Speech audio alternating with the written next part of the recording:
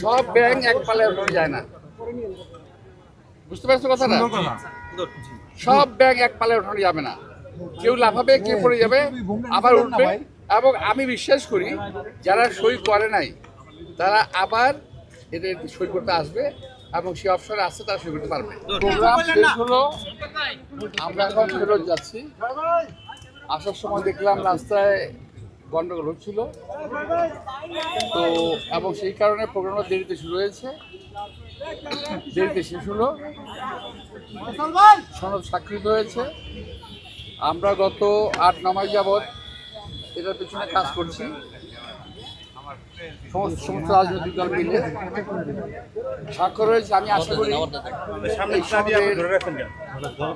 ভালো দিকগুলো জাতি গ্রহণ করবে এবং এই ভালো দিকগুলো নিয়ে আমরা যদি এগিয়ে যাই, আগামীতে বাংলাদেশের গণতন্ত্র আর কখনো ভুলুণ্ঠিত হবে না, বাক স্বাধীনতা হরণ হবে না এবং দেশের মানুষ স্বাধীনভাবে চলতে পারবে, দেশটা উন্নয়নের চরম শিখরে যেতে পারবে, এটা বিশ্বাস করি।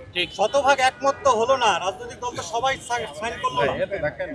এই ভাই মুরসালিম ভাই মাইক্রোফোনটা অন করে। ভাই একটা কথা আছে আমাদের বাংলাদেশে, এই মেজদাবি বলে করেছে সব ব্যাংক এক পালে উঠে যায় না। বুঝতে পারছো কথাটা? সব ব্যাংক এক পালে উঠানো যাবে না। কেউ লাফাবে, কেউ পড়ে যাবে, আবার উঠবে।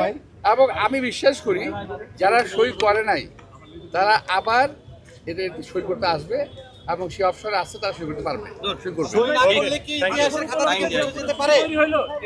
না।